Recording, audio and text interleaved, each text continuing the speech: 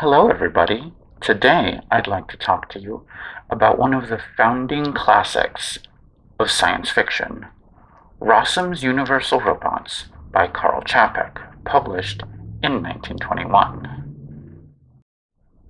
The version I found in this anthology is actually the abridged translation. There is a more recent, unabridged translation that I have not read, actually. But all of the abridged version does is it cuts out a single character called Damon, and as far as I'm aware, the basic core of the story is still there, so we're gonna go with the abridged.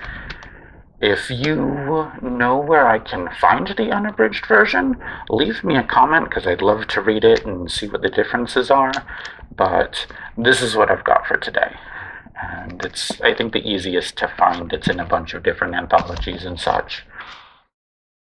The big influence of Capek's play comes from the fact that it introduced not only the word robot to science fiction, but also many of the underlying concepts that we associate with robots, in particular, the narrative of the robot uprising. Aside from his plays and novels, War with the Newts being the most famous, Karel Capek did a great deal of political journalism and was such a strident anti-fascist that when the Nazis invaded Czechoslovakia, they immediately came to his house to try to arrest him, even though he had died of pneumonia a few months earlier. But back to R.U.R. The word robot comes from the Czech robota, originally referring to the form of serfdom that existed in the Kingdom of Bohemia until the 19th century, and here referring to forced labor. Within the context of the Czech language, it's pretty clear that the robots are metaphors for the workers, and the play naturally tells the story of a workers' revolt. The basic plot of the play revolves around the titular R.U.R. company, which produces all-purpose artificial laborers. There's a lot about the robots that don't fit our modern imagining of them. They're not mechanical at all. The play describes a sort of factory of biology with nerve endings and blood vessels strung out on great spools. But they can only be created from a very specific formula, possessed only by the R.U.R. Despite being almost indistinguishable from humans, the robots do not possess any means of reproduction. I want to stress exactly how blatant the connection between the robots and the workers is. When discussing his motivations for filling the world with robots, Damen, the head of the company, says, "I wanted to turn the whole of mankind into an aristocracy of the world, an aristocracy nourished by millions of mechanical slaves."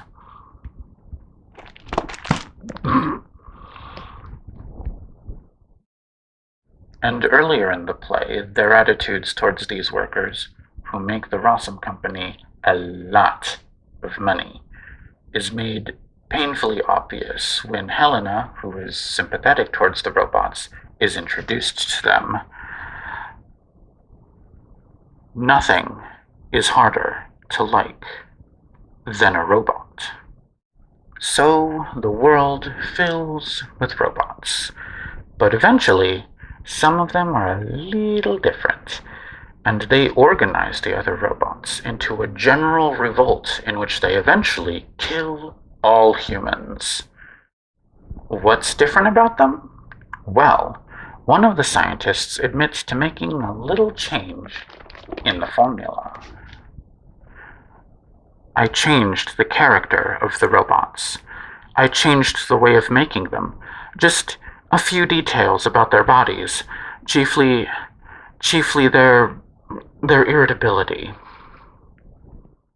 These new robots are conscious of their place in the world, their social class, and surprisingly, they're not happy about it. And it only takes a few of them with this understanding to organize the rest, to rise up and eradicate the bourgeois, the humans, eradicate the humans. The story of the robots who want to kill all humans really took off in science fiction. More so, I would say, than the metaphor of robots for the working class.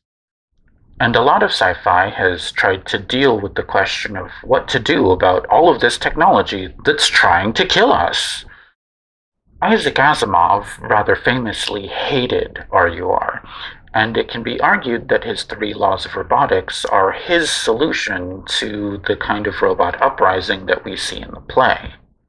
If you're unfamiliar, the three laws of robotics are a set of programming that forbids the robots from harming humans and compels them to follow orders before making any consideration for their own well-being. Yikes! Now, Asimov was pretty clearly seeing the robot as an engineering problem, not one of workers' rights, but taking the three laws within the context of Capek's metaphor, the solution to the workers rising up is to engineer things in such a way that even considering changing the systems that oppress them is impossible. It seems like most science fiction writers view robots in the same way that Asimov did. And there's a lot of what makes us human type stories coming out of that, which are very interesting. But I'd like to see a resurgence of the robots as workers metaphor in the popular consciousness.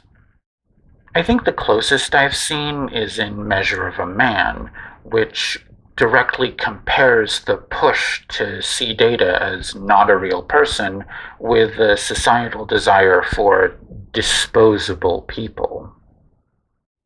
There's a lot we can do with the forced labor root concept, particularly right now.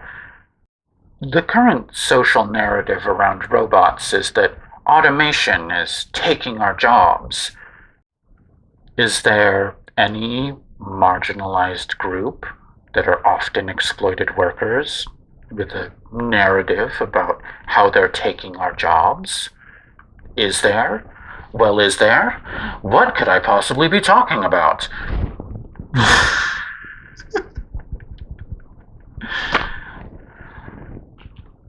Think about it. Relatedly, the Rossum company posits its own preemptive solution to the coming robot revolt. Each of these factories will produce robots of a different color, a different language. They'll be complete strangers to each other. They'll never be able to understand each other. Then we'll egg them on a little in the matter of misunderstanding, and the result will be that for ages to come, every robot will hate every other robot of a different factory mark.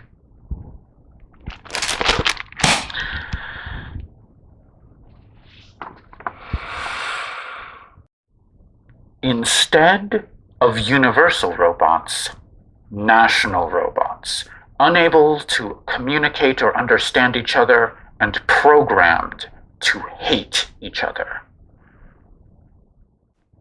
But they never get to implement this plan. It's too late. The universal robots, who are organized as one group, overrun the island where the factory is located and guillotine them all. The final scenes of the play deal with the aftermath of the revolt, and importantly, not all the humans are killed.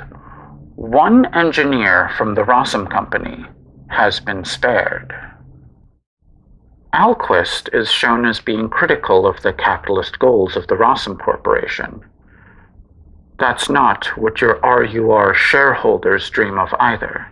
They dream of dividends, and their dividends are the ruin of mankind.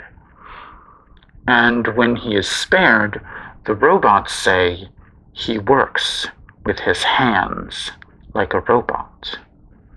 He, like them, is participating in the forced labor. Have I mentioned that the robots are a metaphor for the working class? Is it obvious? Do you get it? Do you understand?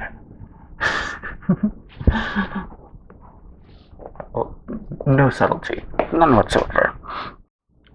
Unfortunately, the formula to create more robots is destroyed during the revolt by Helena, so they're stuck until the end of the epilogue. In this scene, Alquist is observing two robots after discovering that he cannot replicate the formula and that the robots are all doomed. What did you find there? A cottage and a garden and two dogs. They licked my hands, Primus, and their puppies. Oh, Primus, take them in your arms and fondle them, and think of nothing and care for nothing else all day long. And when I am there in the garden, I feel there may be something. What am I for, Primus?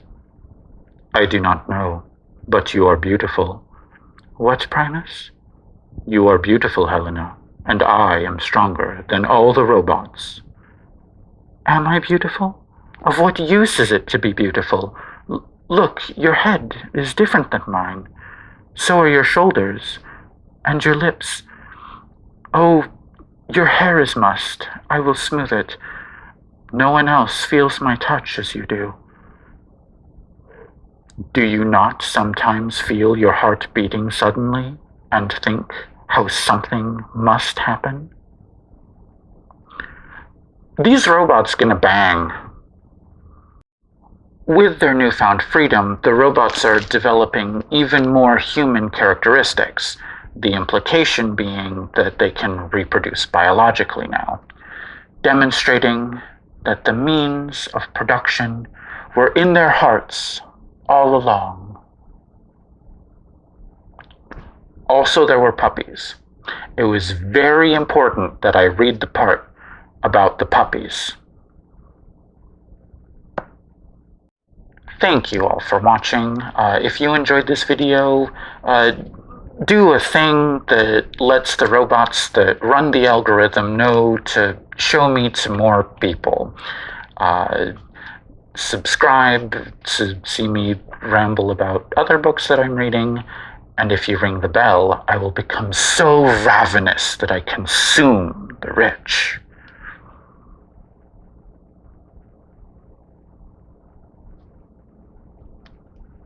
It's fucking warm. Oh my god. Oh, it's so warm. I'm fanning directly onto the microphone, but if I hold it over here, it means something else. I'm gonna stop recording now.